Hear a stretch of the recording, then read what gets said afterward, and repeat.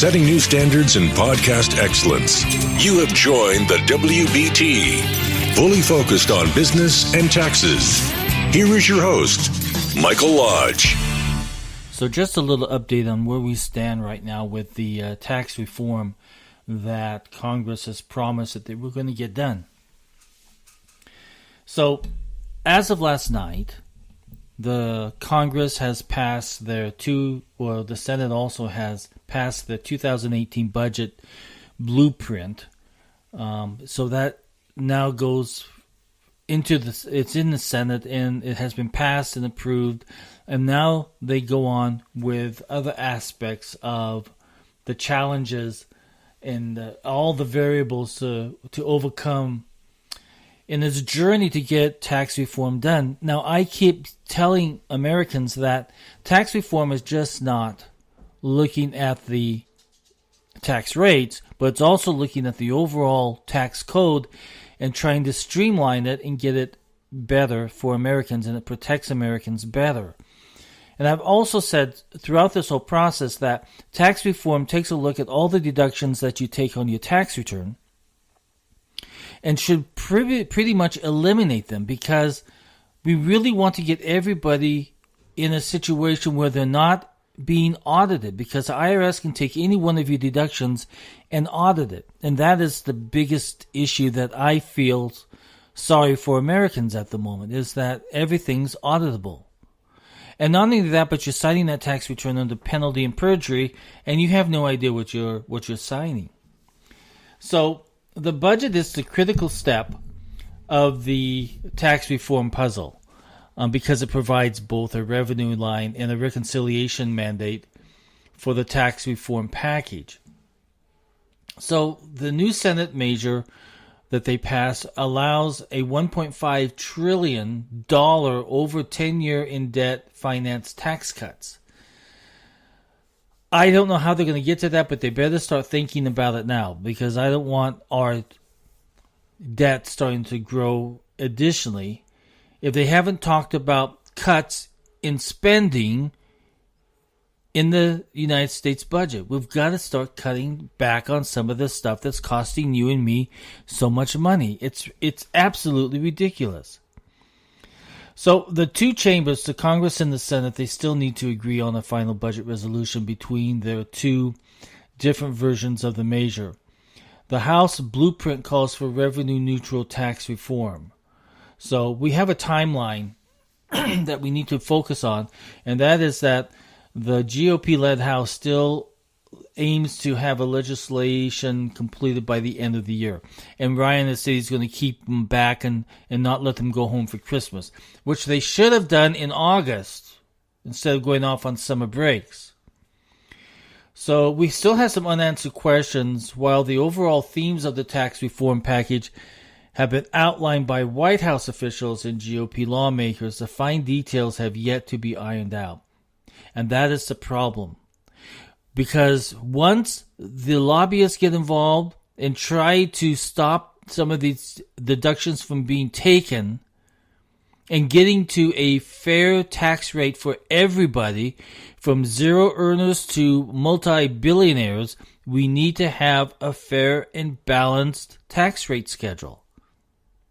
But all these deductions need to go away. The estate tax needs to go away because you're double taxing people. It's absolutely ridiculous.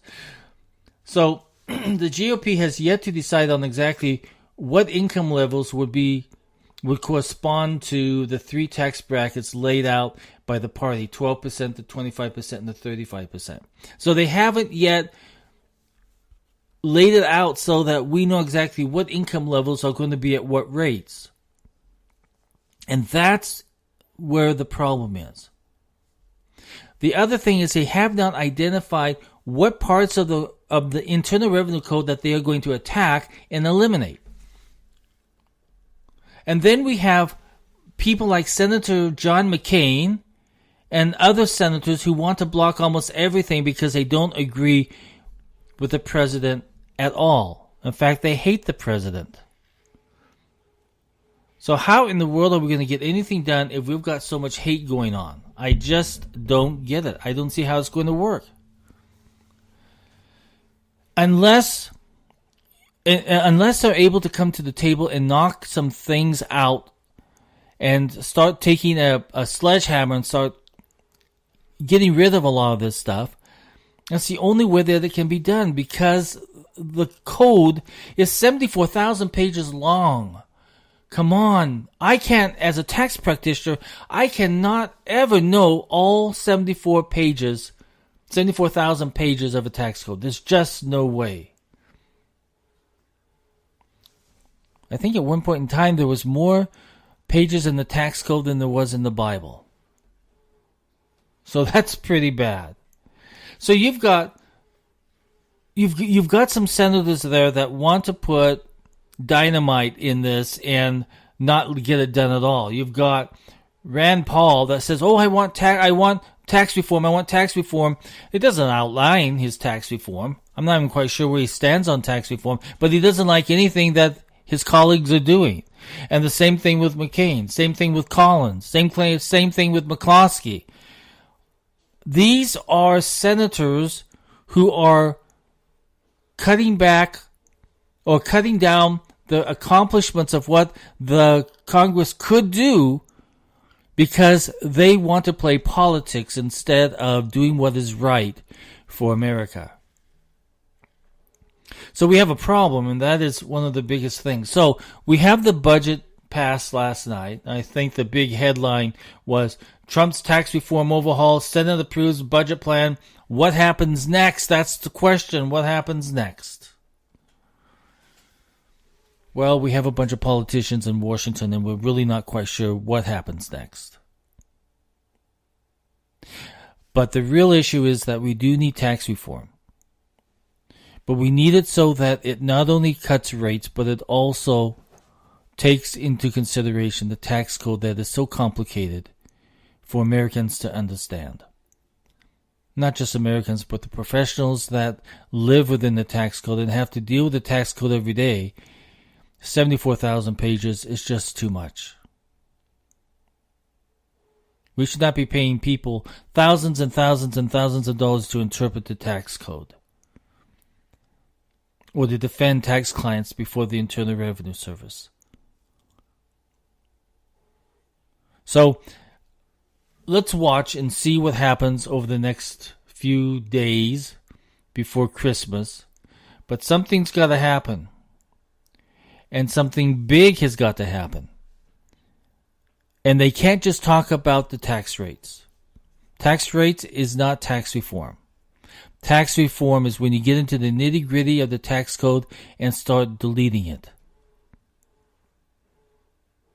It's no longer ethical, that tax code, because it's taking too much time to digest how it's going to affect an American citizen, because it's so badly written and so legalistic and so criminal that if you make one mistake on there, you could be sent to prison. We shouldn't have a tax code where it places so much responsibility on the American public when it should just be a clear cut and dry tax code where we file at the end of the year and that's it. We're done. We don't have to worry about deductions. We don't have to worry about home mortgage interest. We don't have to worry about any of that stuff. We should just worry about paying what we should pay on the amount of money that we earn and leave it at that.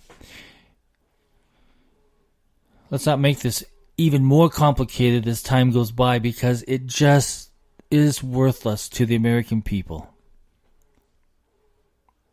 We talk a lot about taxation and bringing in tax revenues into the government, but it's very seldom that we take a very careful look at the way government is spending the money and the waste and the criminal aspects of the money being spent.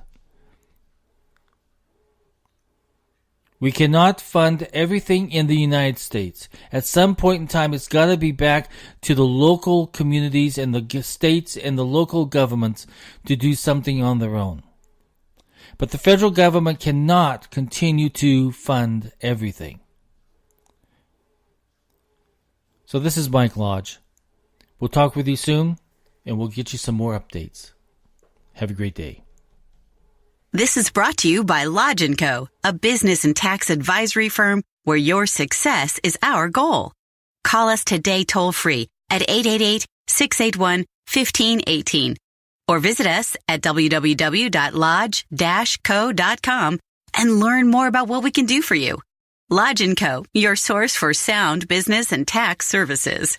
Thank you for listening to the WBT with Michael Lodge. Join us again tomorrow as we explore more about business and taxes.